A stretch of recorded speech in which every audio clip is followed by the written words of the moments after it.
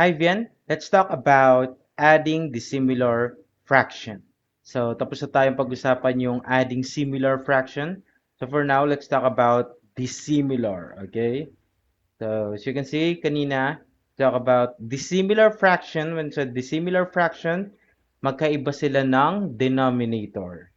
Okay, so let's have this 3 over 4, pangit ng 4, so plus 1 half, like that.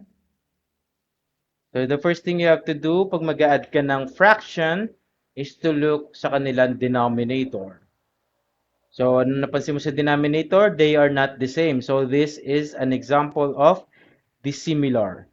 So they are dissimilar fraction. So now, anong gagawin natin sa dissimilar fraction? Can we add them like this? Like, can we add them ng katulad nito? 3 plus 1 is equal to 4. And then 4 plus 2 is equal to 6. No, it's a big no, okay? Hindi ganon.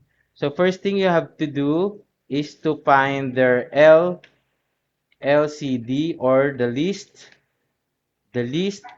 common denominator or LCD.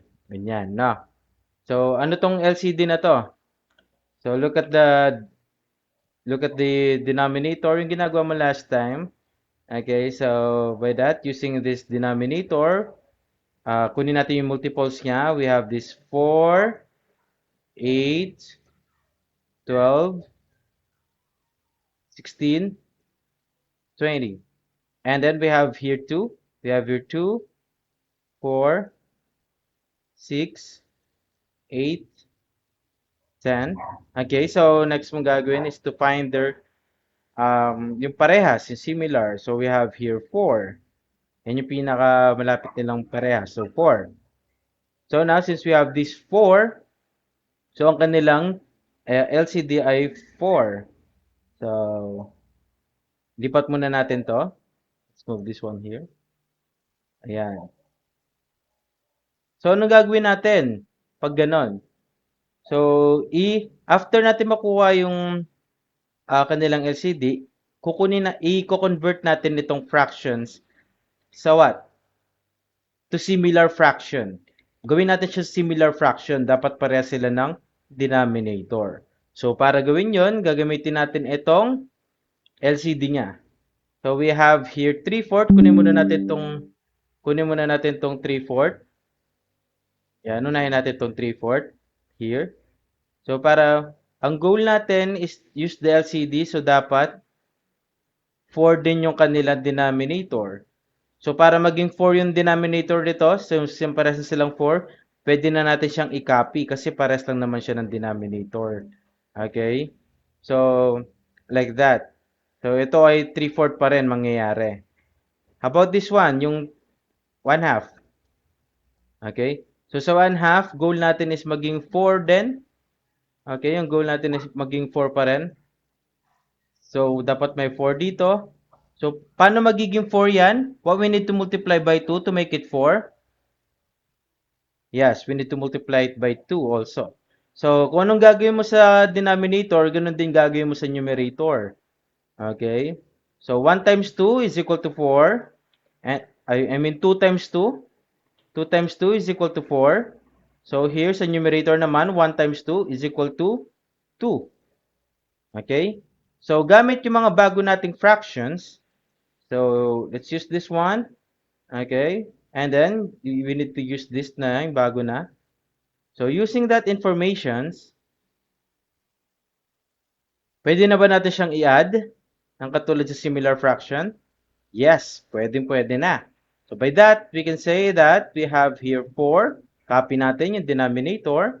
And then, we need to add the numerator. 3 plus 2 is equal to 5. So, that's your final answer. You have 5 over 4. Did you get it? Okay. So, ulitin natin. So, we have here 3/4 plus 1 half plus 1 half. So, first, ang hahanapin mo ay yung LCD. Second is to convert. Okay, we need to convert them.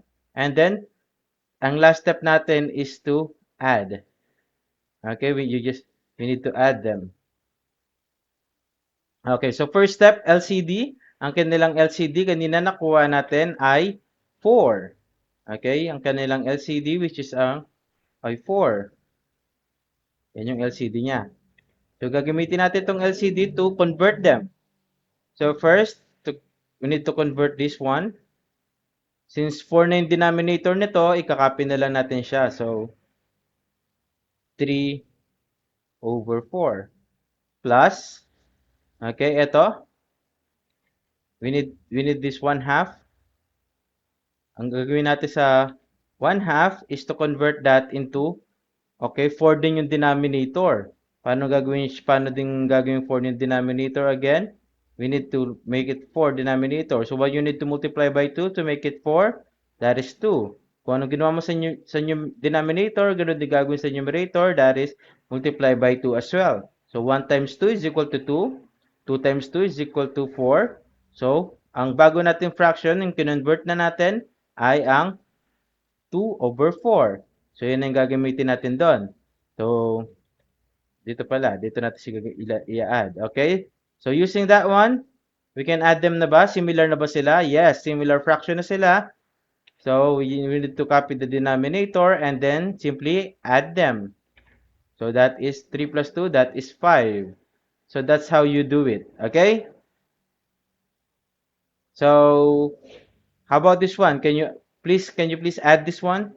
We have here 5 over 3 plus 2. How about 4 over 6? Okay, so can you add that one? Okay, so that's it for our video. Post mo lang to and then solve this. Tapos check natin mamaya. Okay? So that's it for adding dissimilar fraction. And see you on our next video. Bye-bye.